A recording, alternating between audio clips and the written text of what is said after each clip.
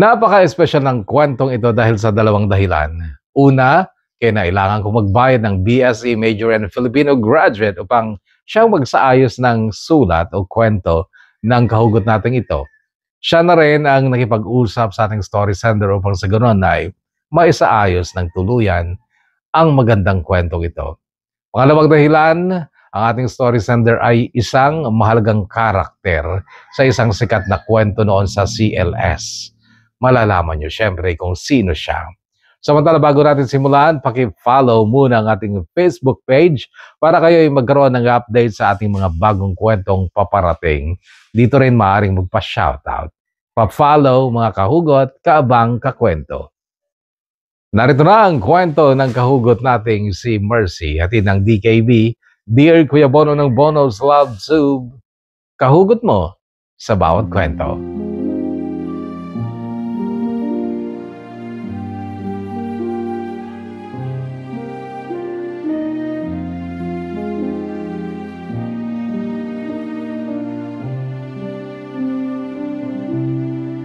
Dear Kuya Bono, sa karamihan, ang kasal ay isang legal na kontrata upang mapagtibay pa lalo ang pagsasama ng mag-asawa. Karamihan sa mga babae, ito ay katuparan ng isang pangarap, isang pagkakataong maramdaman na siya ang pinakasentro ng atensyon dahil siya ang pinaka-espesyal na babae sa araw na iyon, ang kanyang kasal.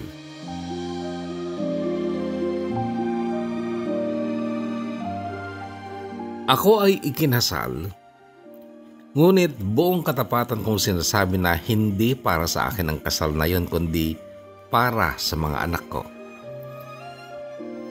Pero hindi ko nga din masyadong nakita ang kahalagahan ng kasal para sa kapakanan ng mga anak ko. Si Alec ang nakakita noon.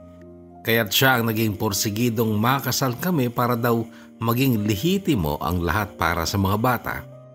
Lalo na ang legal na pagkakagamit ng mga bata ng kanyang apelido. Noong pinag-uusapan pa lang namin ni Alec ang kagustuhan niyang makasal kami, 3 na ang anak namin noon. Hindi ko nakaligtaang ipaalala sa kanya na ako mismo ay walang middle name dahil ang surname o apelido ko ay apelido ng nanay ko. Bakit? Kasi hindi naman pinakasalan ng tatay ko ang nanay ko. At kung napakarami man akong pagdurusa nung bata pa ako ay walang kinalaman doon ang hindi ko pagkakagamit sa pangalan ng tatay ko. Gayunpaman matatag na noon si Alec. May otoridad na siya upang magpasya. Siya na ang bumubuhay sa amin kaya pumayag na rin ako. Kami nga ay ikinasal. Pinagkadiinan ko na simpleng kasal lang dapat. Sapat nang ang mga panauhin namin ay mga relatives niya at ilang close friends lang namin pero naroon din ang babaeng dapat sana ay siyang pinakasalan ni Alec. Si Cheche.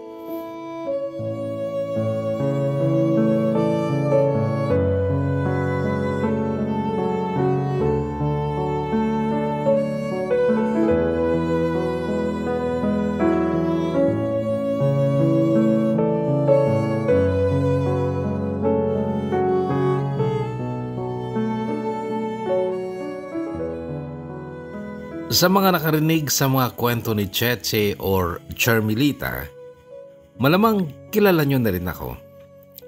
Ako nga po si Mercy, ang babaeng maaaring kinasuklaman at pinandirihan ninyo dahil sa pagkakaugnay ko kay Alec na mas bata sa akin ng mahigit 15 years and that time na magsulat si Cheche ng unang bahagi ng kanyang kwento ay nakilala na niya si Alec sa Tugigaraw. That time ay may anak na kami, si Simon who was then 3 years old. At napagkamalan kami ni Cheche, inakala niyang nanay ako ni Alec at kapatid niya ang anak niyang si Simon. Napakagaling ng pagkakasulat ni Cheche sa kanyang kwento. Kahugot, pinilit ko lang talagang tapusin ang pakikinig sa part 1 ng story ni Cheche kasi pakiramdam ko parang dinidikdik ako. Dinelay pa kasi ni Cheche ang pagkakabulgar sa katotohanan ng hindi ako nanay ni Alec kundi partner niya, parang asawa niya. Hindi ko masabing asawa na niya ako noon dahil hindi pa kami kasal, kaya't partner talaga ang tamang tawag ko sa aming pagsasama noon. Pero maging ang tawag na partner sa totoo lang kahugot ay ikinahihiya ko din. Maging ang paggamit ng salitang relasyon ay mas lalo kong ikinahiya noon. Iniskip ko ang maraming bahagi ng kwento ni Cheche noon kahugot hanggang sa makarating na nga ako sa halos ending nito. And there I heard the line na kwento pala yun ng first love ni Cheche. Ginamit ni Cheche noon ang salitang pangit patungkol sa kanyang first love. Itinama naman siya ni Alex sa pagsasabing hindi pangit ang first love mo, Che. Mali lang. Napailing-iling ako sa part na yun dahil sino ba ang hindi nakaramdam na okay na sana ang first love ni Cheche kung wala ako? Isang kaibigan pa ni Cheche ang nagsabing pervert ako, corruptor of minor. Hindi ko sila masisisi. Ang totoo, sinanay ko na ang sarili ko sa panghuhusga sa akin pero ni isa sa mga nanghusga sa akin ay hindi ko inalmahan o kinontra.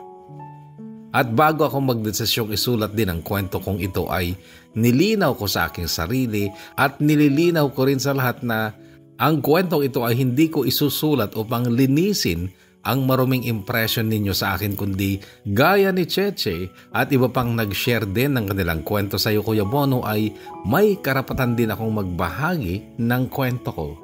Hindi ba? At kung si Cheche ay nagkaroon ng first love, si Alec nga, ako ay mayroon din.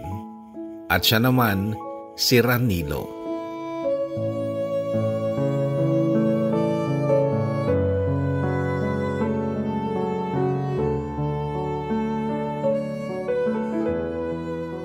Matanda ng 1 taon sa akin si Ranilo. Naging malapit kami noong 9 years old ako at siya naman ay maglalabing 1 taong gulang na. Grade 5 na sana siya noon pero ayaw niya nang mag-aral kahit na teacher pa ang kanyang lola. Ang kanyang ina ay may sari-sari store. Wala na siyang ama noong makilala ko siya. Namatay daw sa sakit dahil sa labis na pag-inom ng alak. 5 silang magkakapatid at siya lang ang nag-iisang lalaki at wala siyang ibang pangarap noon kundi ang magsaka na ng bukid nila na noon ay pinapasaka lamang sa pinsan niyang kanyang ama. Lagi sa bukid si Ranilo, nagpapastol ng kalabaw at baka at kambing at gumagawa ng mga magagaang trabaho lang sa bukid gaya ng pagtatabas ng pilapil at pagsasakati o pagkuha ng mga damong kakainin ng mga alaga niyang kuneho. Walang pumipilit sa kanyang gawin ang mga yon. Kusang loob niya samantalang ako, pinupuwersa akong manguha ng mga damong gamot ng tito kong albularyo. Bluternate, tawa-tawa, paragis at kung ano-ano pang damong makikita sa malawak na lupang pinagpapastolan naman ni Ranilo ng mga hayop. Hindi sa kanila ang lupaing iyon. Pagmamayari daw ng mayamang pamilyang dating nakatira sa aming barangay ngunit nasa Amerika ng lahat. Sa lupaing iyon ay may nag-iisang puno ng mangga. Malaki at mayabong ang punong iyon at doon kami madalas magkwentuhan ni Ranilo. Madalas din siyang tatakbo pa uwi sa bahay nila at kukuha ng kung anong makakain doon na pagsasaluhan naman namin habang kami ay nagkukwentuhan. Wala din akong nakagis ng ama pero ayon sa aking tito ay hindi pa ito patay noon. Ang aking ina naman ay may iba ng asawa noon ngunit hindi ako gusto ng stepfather ko kaya't naiwan ako sa kuya ng aking ina, si Tito Rodrigo. Si Tito Rodrigo ay iginagalang at halos sambahin ng mga naniniwala sa kanya ngunit ang totoo, malupit siyang tao. Wala siyang awa. Marami akong pasakit na dinanas sa mga kamay niya kahit noong maliit pa ako. Unang puwersahang itinuro sa akin ni Tito Rodrigo ay ang umiyak ng walang tunog. Tuwing papaluin niya ako noon at iiyak ako ng may tunog, lalo pa akong papaluin. Titigil lang yan kapag titigil na rin ako sa pag-iyak or luluha lang pero walang hikbi, walang tunog.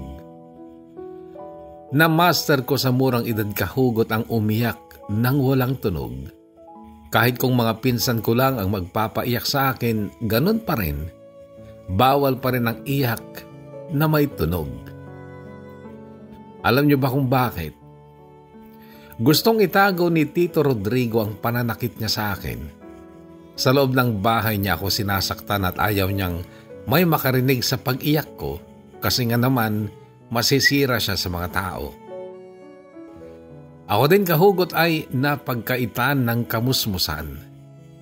Mabibilang sa kamay ang pagkakataong nakaranas akong maglaro kasama ang mga bata. Sa mga pagkakataong pinapayagan niya akong pumasok sa eskwela, kailangang makarating ako ng bahay sa oras na inaasahan niya dahil kung hindi, madudusa na naman ako. Kaklase ko din ang isang anak ni Tito Rodrigo, si Rosemary, at ginagawa din niya akong alipin niya kapag nasa school kami.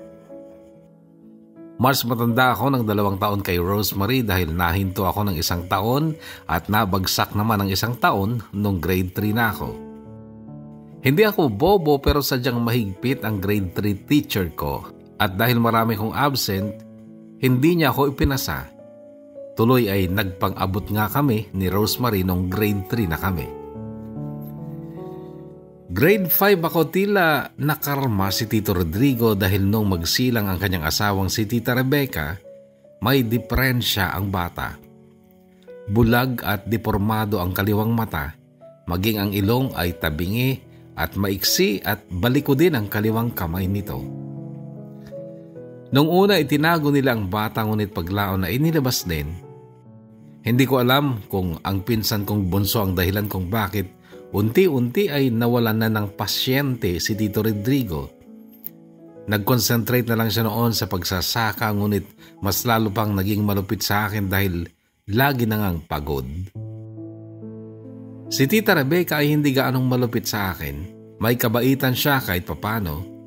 Minsan ngang pinalo ako ni Tito ay narinig kong nagsalita si Tita Rebecca. Tigilan mo na nga yan, Drigo. Baka kaya tayo dinidusan ng Diyos dahil dyan sa kalupitan mo sa bata. Lagi mo na lang pinag-iinitan na walang dahilan. Naantig ako noon sa pagmamalasakit sa akin ni Tita Rebecca pero yung pagiging palautos niya, naroon pa rin. Hirap pa rin ako noon at hindi pa rin naging masaya ang panahon ng kamusmusan ko. Hindi ko matandaan kung kailan o ilang beses ba akong naging masaya noon. Ang natatandaan ko lang ay walang araw yatang hindi ako umiyak o humikbi.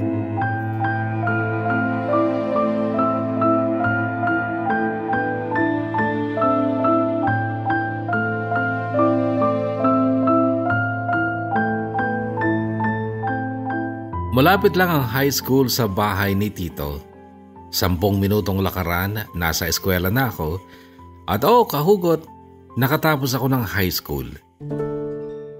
Naranasan ko pa minsan ang mapasok sa top 10 noong 3rd year at 4th year ako kahit na hindi naman ako masyadong nakapag-focus pag-aaral ko dahil alipin nga ako sa bahay ng tito ko. 2nd year high school pa lang ako kahugot ay mayroon na akong planong maglayas. Maayos laging nakatabi sa karton ng mga damit ko ang mga papeles ko, lalo ng birth certificate ko na hindi alam ni Tito na kinuha ko mula sa folder niya. May napanood kasi akong pelikula noon sa TV. Naglayas siya. Nagtungo ng Maynila pero wala siyang mapasukang trabaho dahil hinahanapan siya ng dokumento, lalo na birth certificate. Problema lang nung 2nd year pa lang ako ay wala akong pera. Hindi ako nagkakapera liban lang sa kung minsang makakasalubong ko si mama at aabutan ako ng pera. Mahirap lang din ang asawa ni mama. Magsasakang wala ngang bisyo pero dahil marami silang anak ni mama ay hindi nakakapagtabi ng pampaayos sa kanilang tila bahay kubo lang na tahanan. Nakikisaka lang din si Tito Fernan. Hindi rin nakapag-aral gaya ni mama ni high school ay hindi nila naranasan. Isa pang dahilan kung bakit kulang ako sa determinasyong maglayas noon ay si Ranido. Noong 15 anyos ako, malabis na ang pag-ibig ko para kay Ranido. Naging isa din siya noon sa mga dahilan ng pag-iyak ko lalo na sa gabi dahil sa iba siya nanligaw. Kay Romana na simple lang din pero at least nakakabili ng damit tuwing anihan nila. Ako kasi nahihingi lang ni Mama sa mga kaibigan niya ang mga damit ko. Si Romana, malinis tingnan. Hindi kagaya kong makakatikim pa ng sabunot kay Rosemary kapag nalaman niyang ginamit ko ang shampoo niya. Dry na dry ang buhok ko nung nagdadalaga pa lang ako kahugot. Dati, gumagamit ako ng halaman na aloe vera para sa buhok ko pero naubos na kaya't umasa na lang ako sa paminsan-minsang abot ni Mama para may pambili ako ng shampoo. At dahil nga sa alila ko, laging nagtatrabaho, napabayaan ko ang sarili ko. Kaya naman ako versus Romana noon, hindi nakapagtatakang si Romana ang piniling ligawan ng lalaking una at tunay na inibig ng puso ko.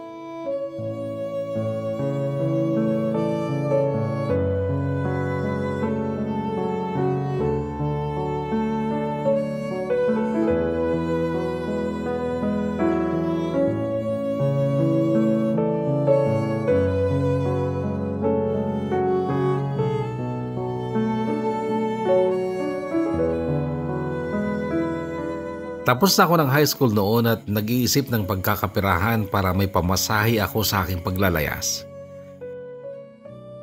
Nabalitaan kong nag-break si Ranilo at Romana. May isang batang nagsabi sa akin na nasa sabana si Ranilo umiiyak. Ang sabana ay yung malawak na lupaing pinagpapastulan niya ng baka. Di ba kaibigan mo si Nilo, Ate Mercy? Kawawa. Mag-isa doon sa ilalim ng mangga, umiiyak. Sumbong sa akin ng bata. Pinuntahan ko si Ranilo noon kahit magtatakip silim na. Nadatnan ko nga siyang umiiyak pero nung tabihan ko siya, naamoy kong amoy alak siya. Niyapos niya ako. Akala ko kailangan niya lang ng balikat na maiiyakan pero kasunod nun ay hinagkan niya ako sa mga labi ko pero saglit lang. Dahil kasunod nun ay ang marahan niyang pagtulak sa akin para mapahiga ako. Ewan ko kahugot kung bakit kahit alam ko na ang gustong mangyari ni Ranilo ay nagpatianod pa rin ako.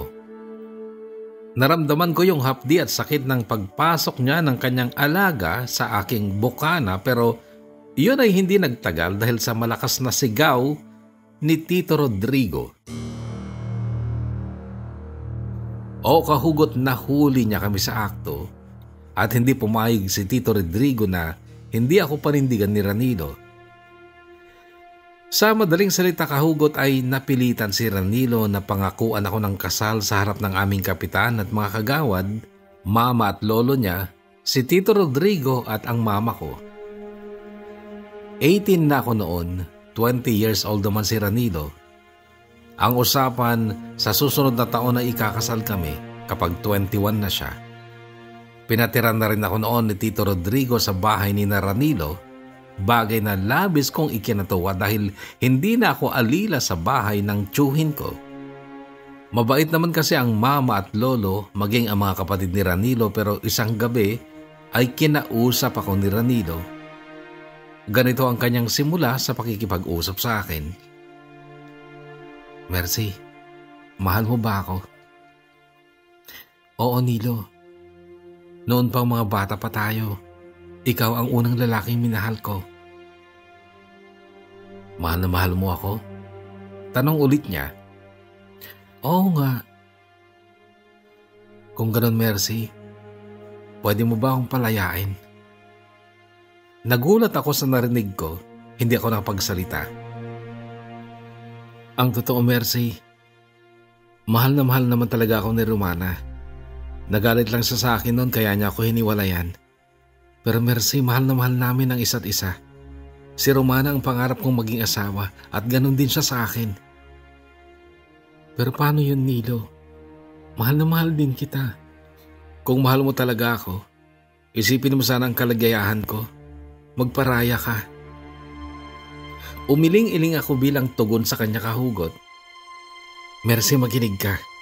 Bibigyan kita ng pera. Di ba gusto mong lumayo? Gusto mong maging malaya?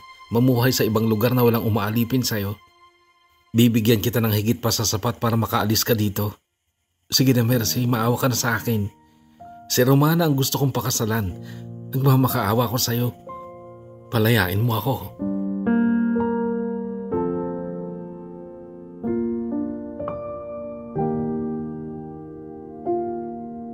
Hindi ako pumayag, kahugot. Inisip ko ang sarili ko.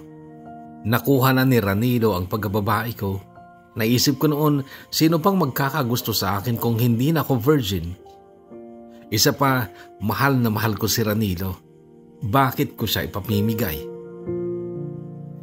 Dahil sa pinanindigan kong desisyon, nakita ko ang paghihirap ng kalooban ni Ranilo. Madalas siyang malungkot, tulala, naglalasing. Naawa ako sa kanya pero kung pag-iyak lang, mas marami akong naranasang pag-iyak mula nung musmus pa ako. Kaya hindi ako gaanong nagpaapekto sa drama ni Ranilo.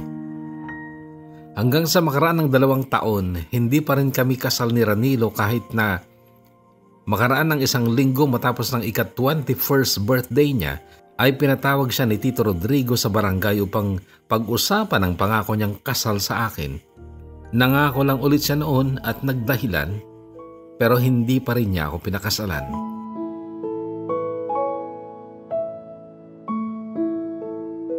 Nakatira ako sa bahay nila, kahugot. Madalas, hindi gabi-gabi ay magkatabi kami sa kama pero sa loob ng 2 taon na yon, sa maniwala kayo't sa hindi niya ako ginagalaw. Hanggang sa nakatagpo na ng ibang lalaki si Romana at ito ay nagpakasal. Siguro tila bumagsak ang mundo ni Ranilo noon. Pero makaraan ng ilang linggo after ng kasal ni Romana, ang sabi sa akin ni Ranilo, nanalo ka, Mercy. Nagtagumpay ka. At sige, pakakasalan na rin kita.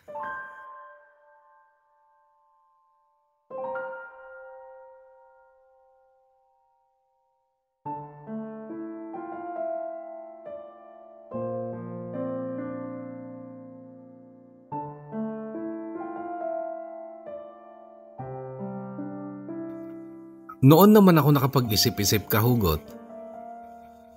Noong magpasya na si Ranilo na pakasalan ako matapos ng mahigit 2 taon ng aming napakalamig na pagsasama sa bahay nila, noon ko seneryosong isipin kung tama ba? Tama bang magpakasal pa kami kung ramdam ko namang napakalamig niya sa akin? Magto-21 na ako noon, kahugot, at hindi lang ako ang nagdesisyon sa aming kasal kundi ang Tito Rodrigo ko, si Mama at Lolo din ni Ranilo. Napilitang sumang-ayon kahit alam nila dahil nakikita nila kami na malamig kami ni Ranilo sa isa't isa. Kinausap lang ako ni Mama Romina noong may 2 araw pa bago ganapin ang aming kasal. Ang sabi niya, siguro, Mercy, matututunan ka ding mahalin ni Nilo kapag kasal na kayo at kapag nakalimutan niya na si Romana. Ipagpatuloy mo lang ang mabuting gawain mo, anak.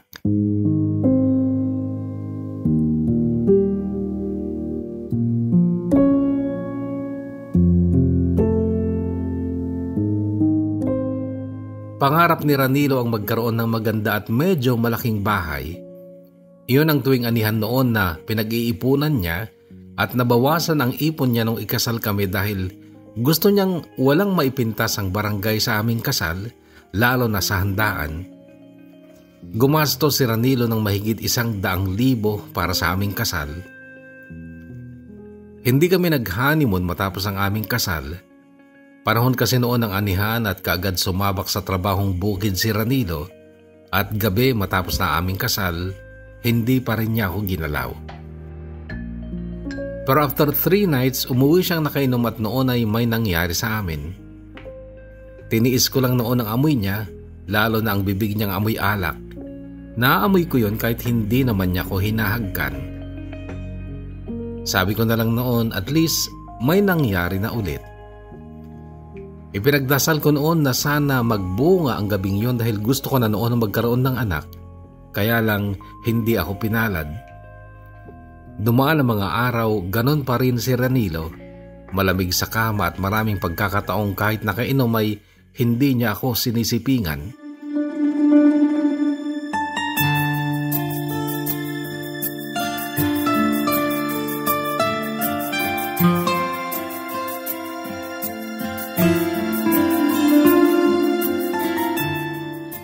"24 years old ako kahugot nung makilala ko si Victor.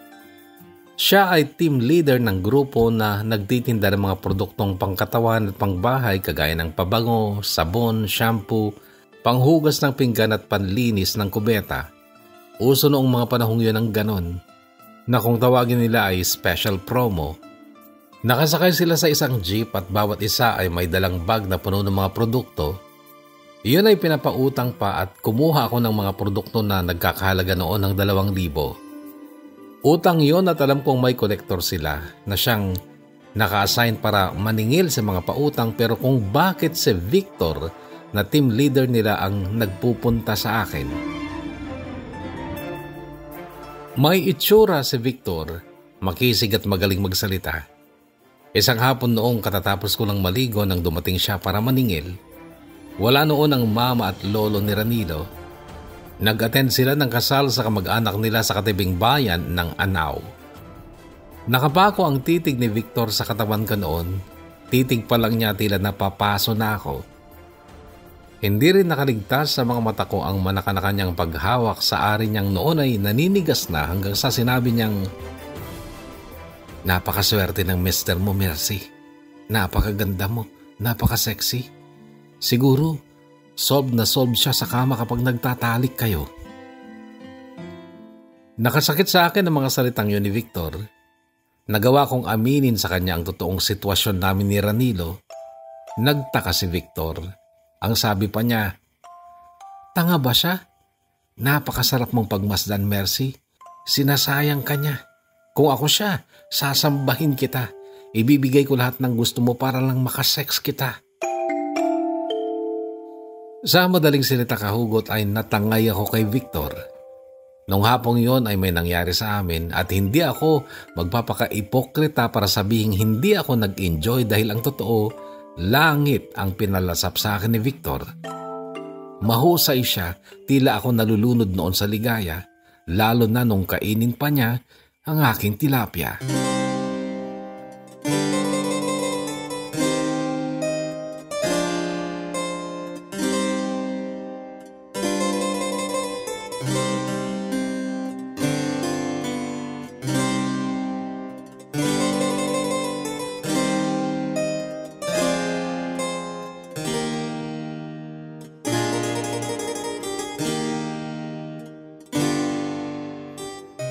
Nagpatuloy ang lihim at maling ugnayan namin ni Victor. Madalas ay nagkikita kami sa bayan at doon ay may nagaganap sa amin hanggang sa hindi na ako dinatnan at alam kong siya ang ama ng aking dinadala. Noon ako nagpa siyang iwanan na si Ranilo. Kinausap ko siya isang gabing magkatabi kami sa higaan. "Gusto mo pa rin bang lumaya mula sa akin, Nilo?" Saglit siyang napatitig sa mukha ko. Bago sumugot ng, "Ngayon pa, kasal na tayo. Kasal na rin sa iba si Romana." "Pero hindi ka maligaya sa piling ko, Nilo, di ba? Huwag mo sabihin na hindi ko nararamdaman ang kalamigan mo sa pagsasama natin." Hindi siya sumagot. Natulog siya, pero ako ay hindi makatulog hanggang sa naramdaman kong gumagalaw siya, dahan-dahan. Bumaba siya mula sa katre. Nagkunwari akong tulog ako, pero sa sulok ng mga mata ko ay nakita ko siyang umupo sa sahig, nakasandal siya sa dingding at siya ay nagsariling sikap, nagmariyang palad. Parang malulusaw ang puso ko noon kahugot. Naisip ko, siguro lagi niyang ginagawa yan kapag tulog na ako. Nakaka-insulto sa pagkababae ko. Katabi niya ako pero mas gusto pa niyang maglulu.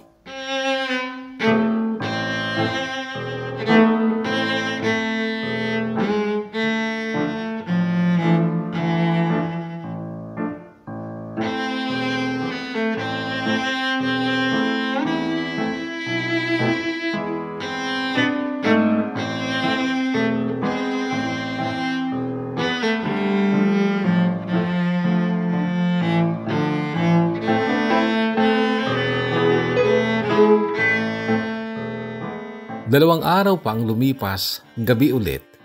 Magkatabi kami and for the first time kahugot ay sinubukan kong maglandi sa kanya. Kasi aaminin ko, nasasabik ako noon kay Victor pero matapos kasi ng ilang araw kong pag-iisip ng paraan kung paano ko hihiwalayan si Ranilo ay sumuko na rin ako.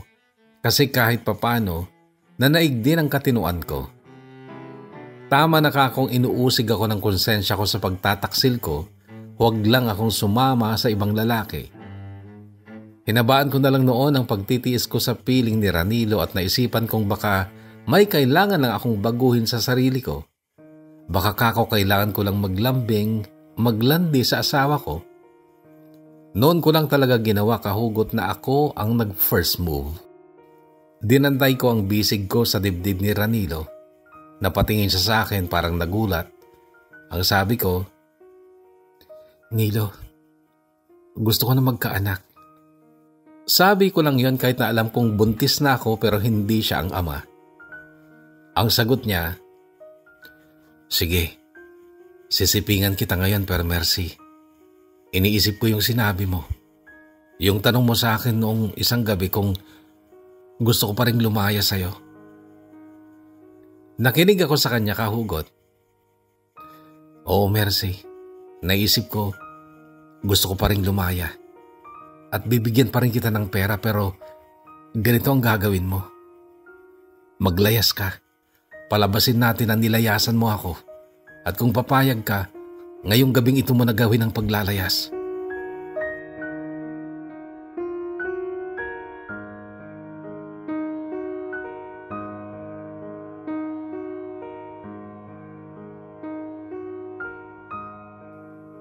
Naisip ko noon kahugot na parang ang universe na ang gumawa ng paraan para makaalis ako sa piling ni Ranilo.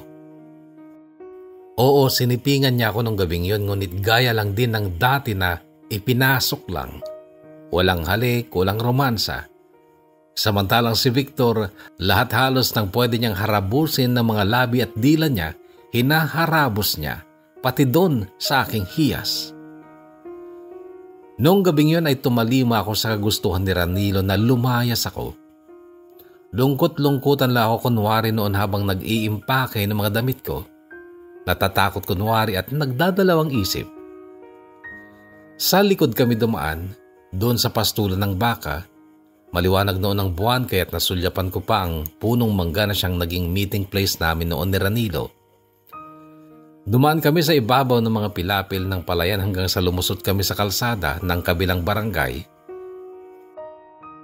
Doon na niya ako iniwan na walang imik, pero tinawag ko siya nung makailang hakbang na siya palayo. Bumalik siya at lumapit sa akin. "Wala ka man lang masasabihin?" Tanong ko. "Nandyan sa bulsa ng bag mo yung pera. 30,000 yan." "Ang laki pala." Sabi ko kasi ang inaasahan ko ay mga 5,000 lang.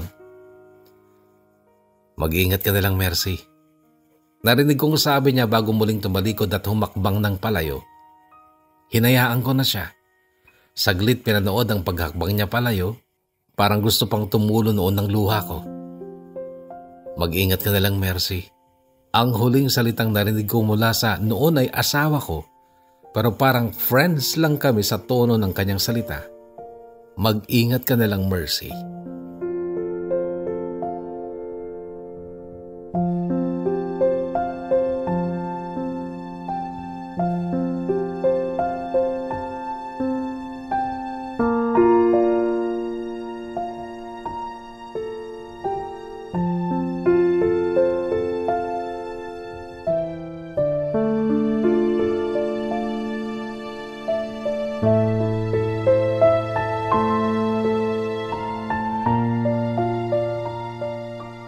Mag-alas 11 ng gabi noong makahinga ako ng maluwag dahil may humintong bus sa tapat ng waiting shed kung saan ako naghintay. May bumabang lalaki na siyang pumalis sa akin sa pwesto ko sa maliit na waiting shed. Biyahing Maynila ang bus galing ng Ilocos. Makaraan ng mahigit 1 oras na biyahe, bumaba na ako ng San Fernando City, Pampanga. At noon ko napatunayan na totoo palang pag may pera ka, magkakaroon ka ng kumpiyansa. Dahil hating gabi na noon ay nagawa kong mag-check-in sa isang motel, pasalamat ako't hindi mamahalin ang napasok kong motel. Tinanong pa ako noon ng lalaki sa counter kung may kasama ako. No, I'm only one. Sagot ko pa pero tinawanan ko rin ang sarili ko. Alam ko kasing mali ang grammar ko. Yes, masaya ako noon kahugot. Ganun pala ang feeling ng maging malaya. Nagdasal ako ng taimtim bago ako natulog. Hiniling ko sa Diyos na sana wag muna niya akong dusain kaagad, tsaka na lang.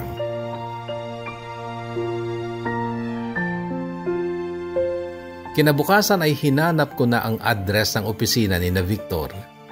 Madali ko namang natagpuan at siya pa kaagad ang nakita ko dahil nung nasa huling baitang na ako ng hagdan ng 2 palapag na building ay nakita ko siyang naninigarilyo sa parang balcony na hallway din at the same time. Hindi siya makapaniwalang naroon ako pero hindi siya naging masaya nung sabihin kong iniwan ko na si Nilo. Lalo siyang naligalig nung sabihin kong buntis ako at siya ang ama. Hindi ko nahahaba ng kwento tungkol kay Victor kahugot dahil isa naman siyang walang kwentang tao. Sayang lang ang effort ko sa pagtatype tungkol sa kanya. Ginawa niya akong member ng team niya. Pinagtinda din niya ako ng special offer. Kahit na buntis na ako at hindi totoo ang nasabi ni Kumaring Cheche sa kwento niya na nagpa-abort ako. Ang totoo kahugot, nakunan ako dahil kainitan ng araw ay naglalakad kami sa mga kalsada para mag-alok ng aming paninda. Bigla na lang akong dinugo. Kaibigan kong si Ate Rosenda ang nagdala sa akin sa ospital. Siya din ang nag-alaga sa akin at kumupkup sa akin hanggang sa gumaling ako. Sabay kami ni Ate Rosenda noon na umalis sa trabahong yon. Pareho kaming may galit kay Victor pero sa Ate Rosenda lang ang nagpabarangay kay Victor dahil sa mga commission na hindi niya ibinigay kay Ate Rosenda. Dahil sa pagmamalasakit, pagmamahal at pag-aalaga sa akin ni Ate Rosenda ay nagkaroon ako ng lakas ng loob kahugot na iwanan na talaga si Victor.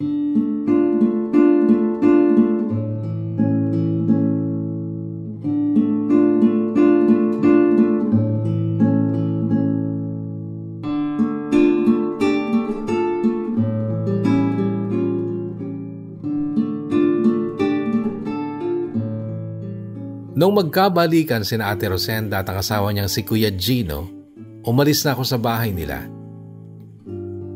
Pero si Kuya Gino pa ang naghanap ng malilipatan ko sa kabilang barangay lang, bahay ng kaibigan niyang byudo na si Teo. May 2 siyang anak na parehong babae, mga nagdadalaga na noon. Mabait naman ang mga bata, maging si Teo kaya sumigi na ako. Doon na nga ako sa kanila nangupahan ng 1 kwarto. Nakahanap din ako ng trabaho sa tulong ni Teo. Tindahan ng mga kasangkapan sa bahay sa palengke ng San Fernando. Hindi nagtagal kahugot ay natangay ako sa kabaitan ni Teo sa akin. 12 years ang tanda niya pero hindi ko na rin inalintana yon dahil nakaramdam na rin ako ng pag-ibig para sa kanya. Ang problema lang kay Teo, kagaya din siya ni Kuya Gino, asawa ni Ate Rosenda. Pareho silang tamad pero mahilig uminom ng alak. Wala silang regular na trabaho. Si Teo, pa-extra-extra lang. Baon ng mga anak niya, inaasa sa biyanan niya at sa pinambabayad ko sa upa. Siguro talagang marupok lang talaga akong babae at lalong nagiging marupok kapag pinatikim na ako ng kakaibang romansa. Iba kasi si Teo, parang halimaw sa kama.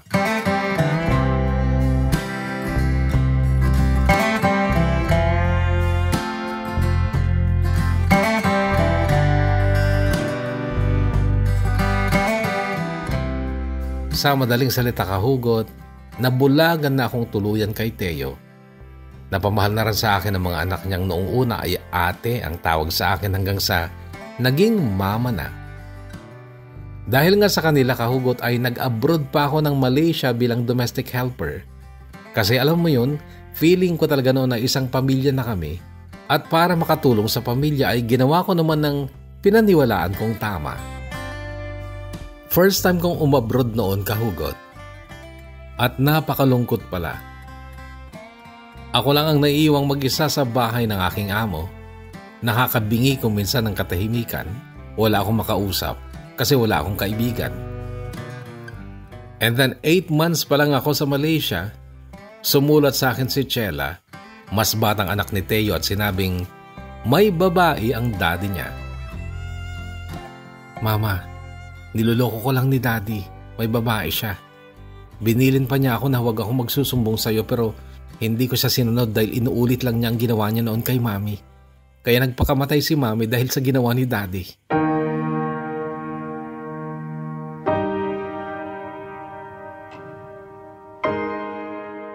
Nagulat ako noon kahugot.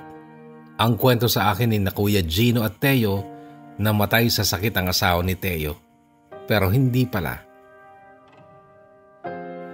Nasaktan ako ng sobra. Iniyak ko lang din dahil wala naman akong magagawa. Hindi naman kami kasal ni Teo at niloloko nga niya ako kaya hindi ko na pinapadala kay Teo ang sweldo ko. Nagpapadala na lang ako noon kay Ate Rosenda ng pambaon ni Chela. Oo, si Chela lang dahil siya lang ang nagmalasakit sa akin. Si Raiza na ate niya, nagsinungaling pa nga sa akin nung makausap ko siya sa telepono ng lola niya. Wala daw babae ang daddy niya. Huwag ko daw pagdudahan ng masama ang daddy niya.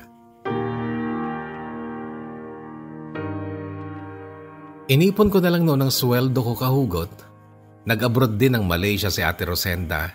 Iisa lang ang agency na nagpalipad sa amin. Natapos ang first contract ko, hindi ako umuwi. Nag-recontract kaagad ako pero tuwing day off ko ay nagkikita kami ni Ate Rosenda at nangarap kaming sabay na magtayo ng negosyo pag uwi namin. Nauna siyang umuwi nung matapos ang contract niya. 4 months later, umuwi na rin ako. Pero sobra akong nalungkot dahil pagdating ko ng Pampanga, wala na daw pera si Ate Rosenda at wala na rin si Kuya Gino sa buhay niya. Niloko niya ako, Mercy. Kaya wala na akong maibabaka sa negosyong plano natin. Ikaw na lang mag-business.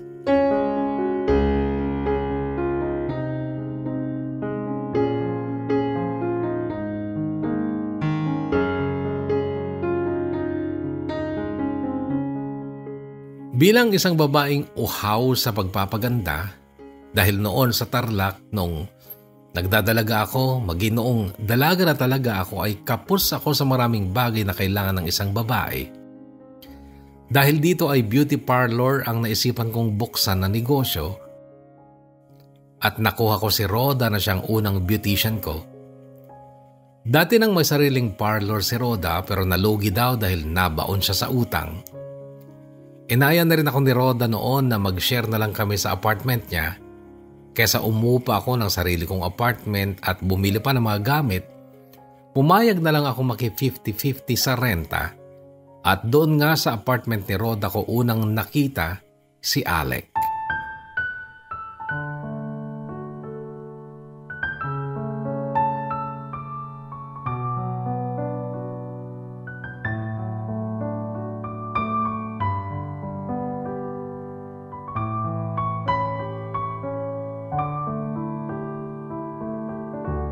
Si Roda ay isang bakla. Mahilig sa sugal, maraming bisyo, hindi lang alak kundi pati pala droga.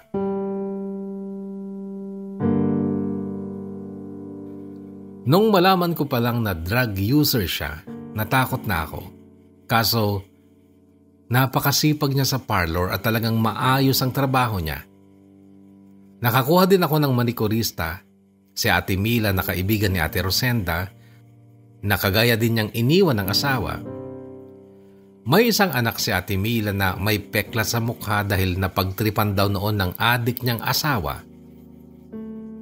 Kaya kung magkwento sa akin si Ate Mila noon tungkol sa panganib na maaari kong maranasan sa kasama ko sa bahay na si Rhoda, talagang kinikilabutan din ako't natatakot.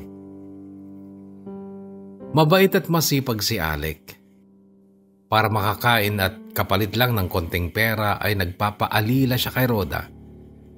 Minsan pa nga noon ay hindi sinasadyang malabhan ni Alec ang mga damit ko, akala niya ay damit ni Rhoda. Alam kong isa sa mga jowa ni Rhoda si Alec, kahit na noon ay minor de edad lang si Alec. Pero kahit naaawa ko sa bata, hinayaan ko lang dahil ayokong pakialaman si Rhoda. Alam ko kasing may ugali siyang hindi maganda, matapang siya, wala siyang inuurungan, marami siyang barkadang alam kong lahat ay masasama. Kaya lang ay dumating ang isang gabing tulog na ako, nagising lang dahil sa kalabog at sigaw, at pagbukas ko ng pinto ng kwarto ko, nakatapat lang ng kwarto ni Rhoda, tumambad sa harap ko ang hubot-hubad na si Alec. May hawak siyang bote na basag at may mga tilamsik ng dugo sa tiyan at dibdib niya. Pagsilip ko sa kwarto ni Rhoda, nakahandusay siya at nagkalat ng dugo sa sahig. Noon ay nabitawan ni Alec ang kalahating bote at umiyak. Napalupasay sa tapat ng pinto, pinulot ko siya. Ano bang nangyari? Tanong ko. Sinabi niya sa akin ang dahilan kung bakit nagawa niya yun kay Rhoda. Tulog daw siya. Bigla na lang niyang naramdamang masakit ang puwit niya. Yun pala, tinitira na siya ni Rhoda.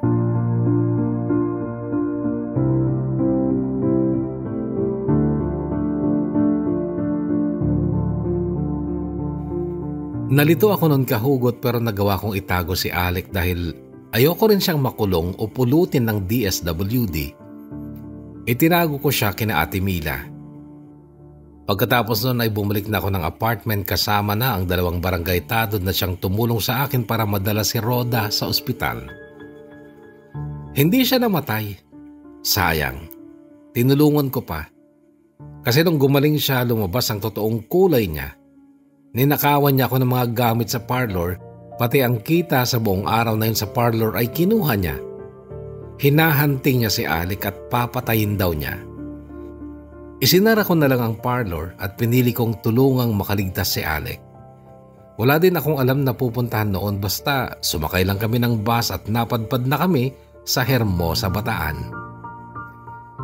Naghanap kami ng bahay na pwedeng matayuan ng tindahan sa harapan. Nakakita kami ng bahay na dati nang may tindahan pero sarado. Kaya lang ay napakaliit ng bahay. Pero dahil dadalawa lang naman kami ni Alec, hindi na kami naghanap ng iba. Pakilala namin noon sa mga tao, mag-ina kami. Kasi 29 na ako noon, siya ay 14. Kaya lang, hindi ina ang turing sa akin ni Alec nung una pa lang. Nung magpaalam nga ako sa kanya na pupunta ako ng Pampanga para kunin ang card niya sa school niya, tinanong ko siya kung anong sasabihin ko sa teacher niya. Sasabihin ko ba na tita mo ako? Tanong ko. Kasagot-sagot niya ay, sabihin mo, GF kita. Hindi ko pinansin noon yun at nung naroon na nga ako sa dating school niya ay sinabi kong tita ako ni Alec. Naniwala naman sa akin ang dating teacher niya, pero habang dumatagal talaga kahugot ay nararamdaman kong hindi isang tita at lalong hindi isang ina ang gustong pagturing sa akin ni Alec. Wala siyang tawag sa akin na ate or anuman. Hindi rin niya ako tinatawag sa pangalan. Kapag may sasabihin siya, basta na lang magsasalita. Hanggang sa isang gabi nga, tulog na ako. Akala ko nananaginip lang ako na may dalag na pumasok sa aking kuweba. Yun pala totoo. Nagising ako't naitulak ko si Alex sa pagkagulat ko. Nahulog siya sa sahig. Pabukaka at kitang-kita ko ang malaki at malusog niyang alaga. Hindi pa ako noon makapaniwalang ganun ang sukat niya sa edad niyang 14 lang noon. Ako pang nagsorry dahil nasaldak ang puwet niya sa semento. Nagulat lang ako, Alec, pero bakit mo yung ginagawa sa akin?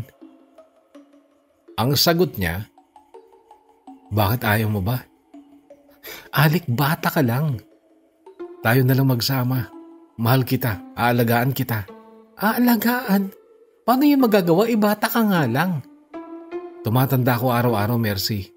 Hindi mo mamamalayan, matanda na rin ako. Gusto kita. At kahit bata pa ako ngayon, patutunayan ako sa iyo na maaasahan mo ako.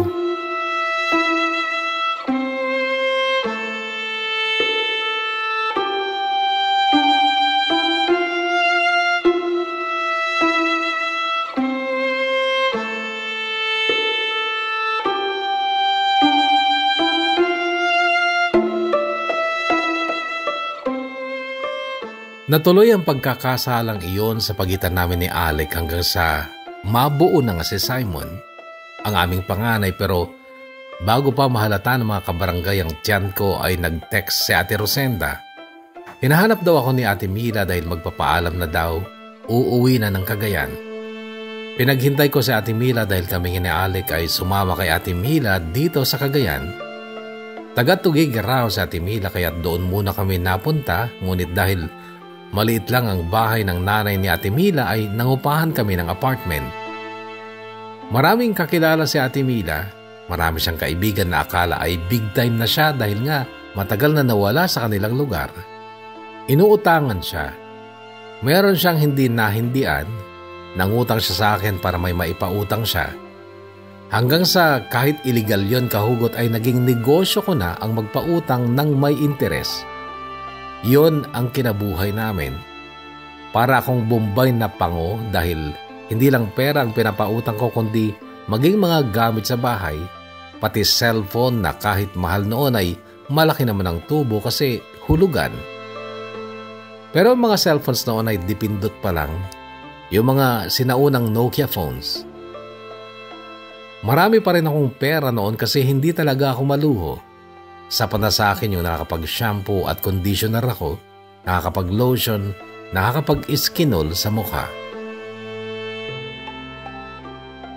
Naging maayos ang pagtira namin sa Tugigaraw na si Ate Mila lang ang nakakaalam ng tungkol sa totoong relasyon namin ni Alec.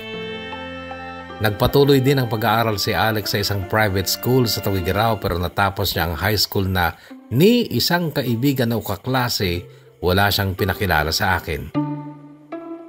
Tapos ang pormahan ni Alec noon, disente. Ayaw niya ng mga t-shirt na pang bagets. Gusto niya may kwelyo, polo shirt, polo. Alam mo yung parang pinipilit niyang maging matanda. Sa totoo lang, hindi ko gusto ang ganong porma niya. Hindi bagay sa kanya. Kaya hindi ko maintindihan kung bakit nagustuhan pa rin siya ni Cheche.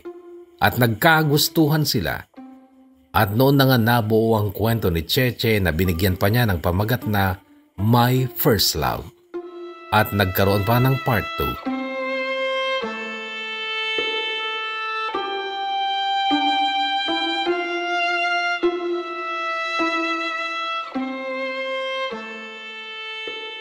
Halos lahat naman ang naikwento ni Kumari ay tama. Isa lang talaga ang mali. Yun lang nagpa-abort daw ako. Pero hindi ko yun magagawa kahit pa siguro gaano ang hirap ko sa buhay. Hindi ko kayang pumatay ng bata sa sinapupunan ko.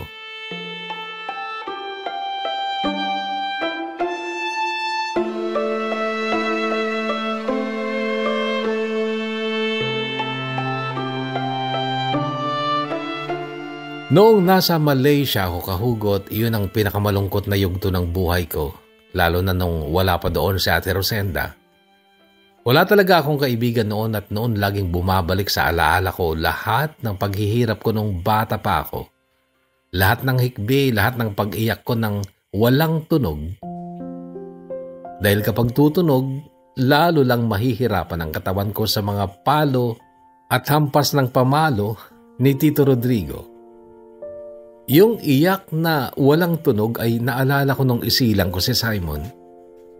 Noong kaluluwal ko pa lang siya sa ospital, nakita namin na umiiyak siya pero walang tunog. Pinalo lang siya ng doktora kaya't nagkatunog ang iyak niya. Siguro nilaan din ng Diyos na puro lalaki ang anak ko. 3 na sila actually. 3 matatapang at makukulit, pero sana nagkaanak din ako ng babae.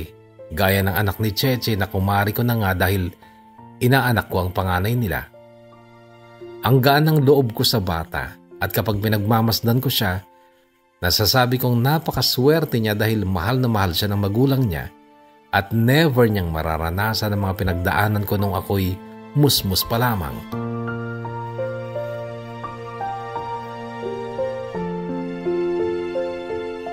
Yung kasal namin ni Alec ay hindi ko hiniling.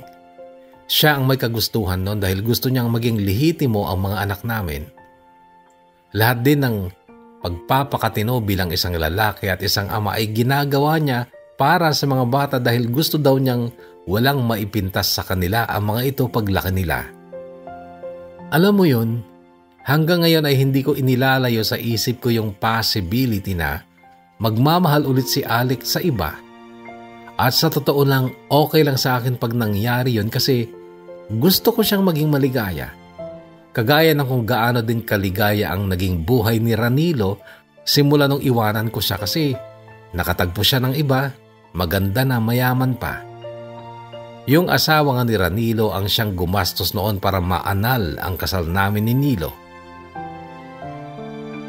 May edad na ako at tanggap ko na sa sarili ko na hindi ako maganda. Sobrang alangan ako kay Alec, hindi lang sa edad kundi maging sa itsura. Sabi ko, basta huwag lang niyang pabayaan ang mga anak namin, pwede siyang mag-asawa ng iba. Hindi sa pagpapaawa kahugot, pero kung makikita niyo si Alec, baka manghinayang talaga kayo na sa akin lang siya napunta. Nasa New Zealand pa rin si Alec at wala daw siyang iba doon. Sanay daw siyang gamitin ang mga palad niya para huwag lang madarang sa iba. Okay naman kami mag-iina dito sa Cagayan. May maganda at malaki kaming bahay at may mga negosyo rin ako. Kinakaya ko din ang pressure na dulot ng mga bulugan kong anak. Maasahan naman si Simon sa pagdidisiplina sa mga kapatid niya kaya yes, I'm all right.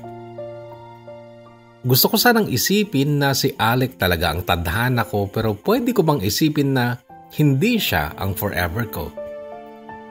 Yes, tama siya. Tumanda na siya. Gaya ng sabi niya noon, araw-araw tumatanda siya. Hindi ko mamamalayan matanda na siya. Yes, nagkaedad na siya pero ako mukha ng lola. Pero hindi pa naman kami kagaya ni na Mami Dionisia at ang lover boy niya.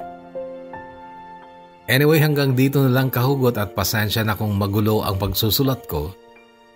At kung napansin niyong may kulang sa kwento ko, ay pakinggan niyo na lang ang part 1 at part 2 ng kwento ni Cheche dahil yun lang ang hindi ko isinali sa kwento ko. Gumagalang at nagpapasalamat, Mercy.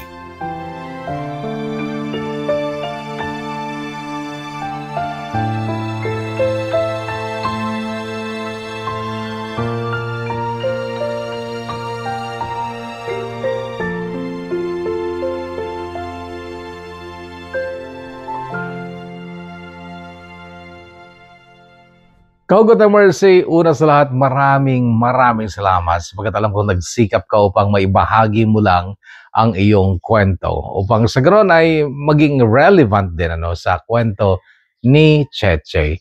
Maraming salamat at pasensya na sana hindi ka na-offend sa aking intro. Talagang sinukuan ko ang pagsasaayos ng iyong kwento sapagkat senyalis ng pagtanda. Di ba? Hindi na tayo matyaga talaga na magulo ang ating babasahin. Anyway, hindi ko alam kung meron akong diferensya talaga dahil sensitibo ako sa maling spelling, balibaligtad na pasensya na. Anyway, medyo nalito ako dun sa siguro siya ang tadhana ko pero pwede ko pang isipin na hindi siya ang forever ko. Siguro alin sa dalawa ang hindi totoo, yung tadhana o your forever.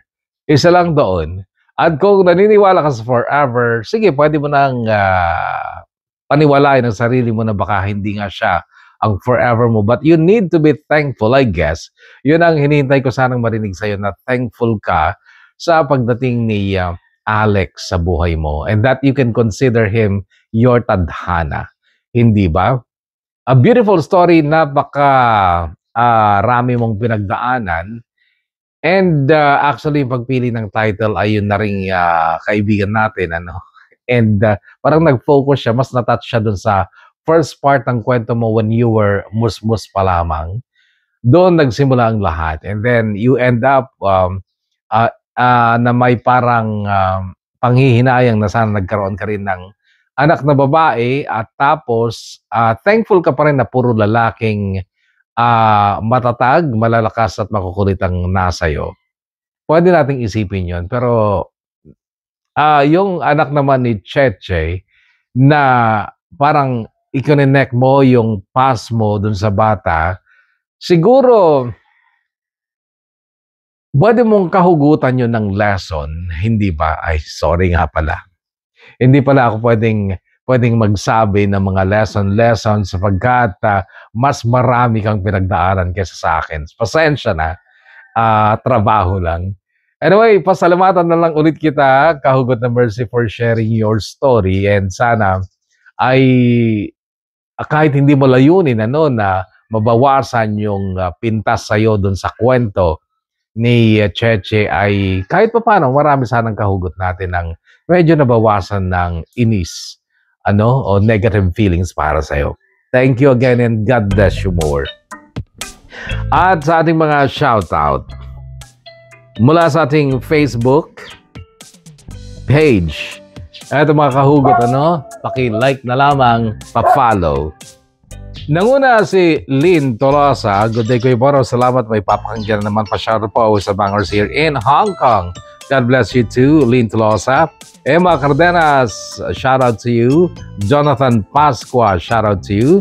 Pokwang Pascual Tejada. Eto na naman, may papakinggan ulit. Ang gaganda po ng story nyo. Sobra, minsan naiiyak po ako at minsan natatawa. Salamat po sa pagkukwento. Nadadala po ako. Hi sa family Tejada po, sa Reyna Mercedes Isabela, sa aking asawa Jonathan Tejada at sa aking unika iha Natalia Tejada. God bless you too. Pokwang Pascual Tejada. And Lani and Dr. Lero, hello Kuya Bono. Thank you for the news story. Again, may abangan na naman ako.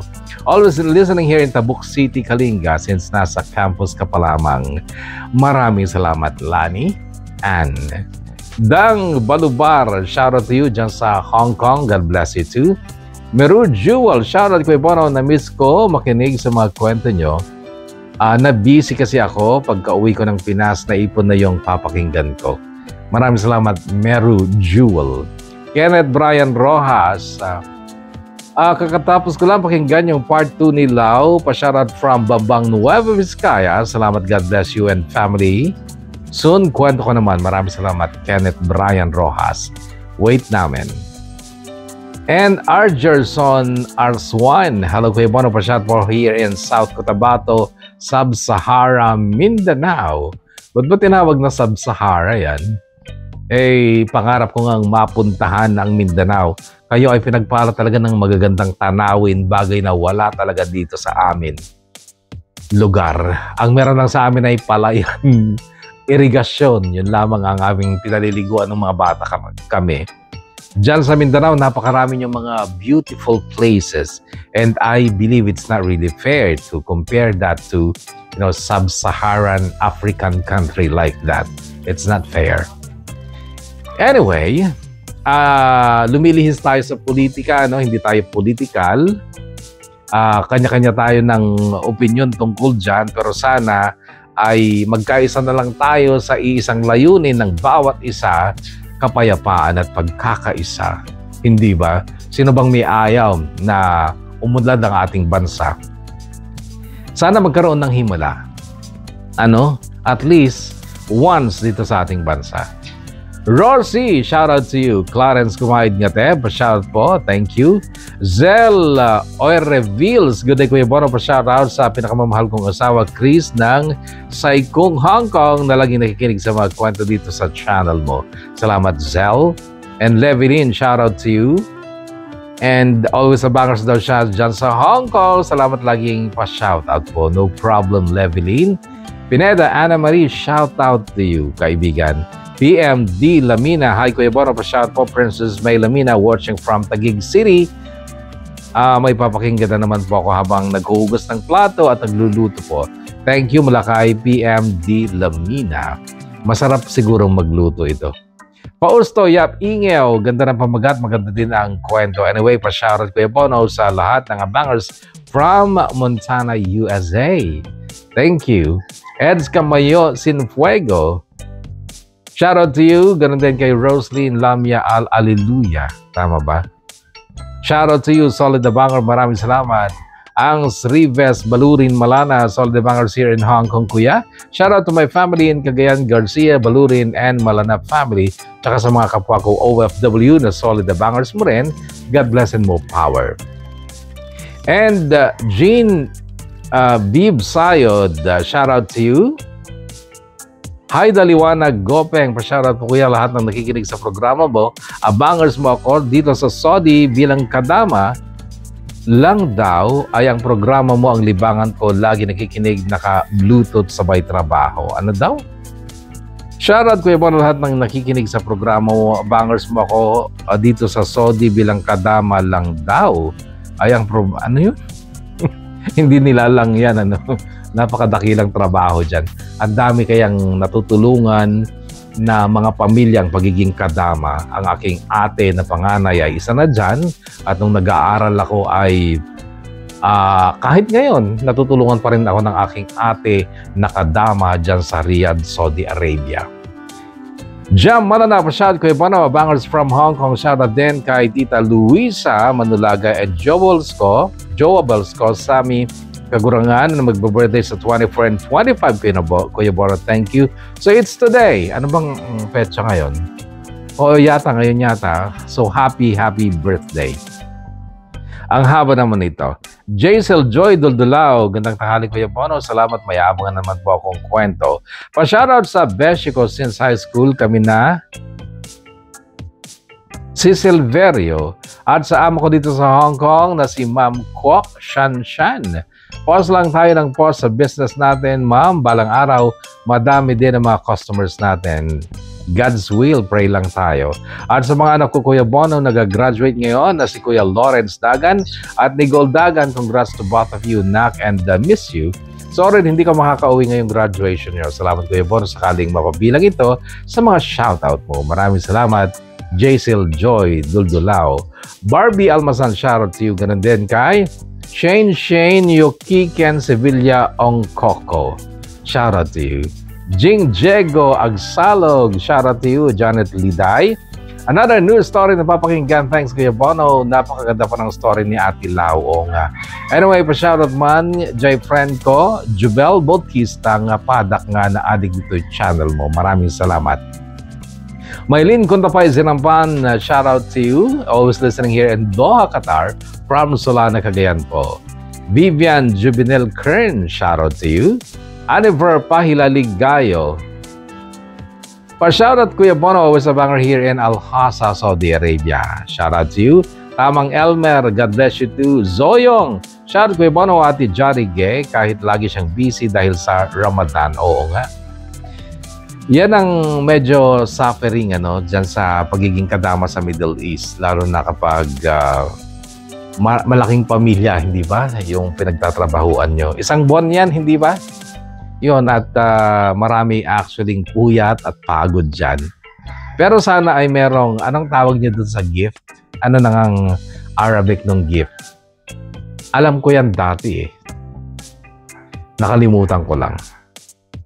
May binibigay. Actually, nung nasa Saudi ako, meron din kami natanggap na gift pagkatapos ng Ramadan. Decibel Matias Rivera, Agaid, shout Kuya Bono, listening here in Oman from Moros Isabela, Agyaman manin Kuya, Agyaman meting ka pinagdingig. I'm excited, sabi naman na Androsa Deja JS. Let's grow, Kuya Bono, sure. Angela Pahilaligayo, shout out Abangers here in Al-Hasa, Saudi Arabia. Tyron G. Pa-shout man Kuya Bono, wala akong pinapalabas na story mo. Salamat naman po sa bagong story. God bless Kuya from Nueva Vizcaya po, si Tyron G. Daisy Almasan, tapos na yata. Enili Nave, shout out Kuya Bono from Taoyuan, Taiwan. Yvonne. Marcel G. Mesana, shout out to you. And God bless you too. Iling Tumbali Kabagwan, excited marinig ang kwento ni Mercy. Oo nga.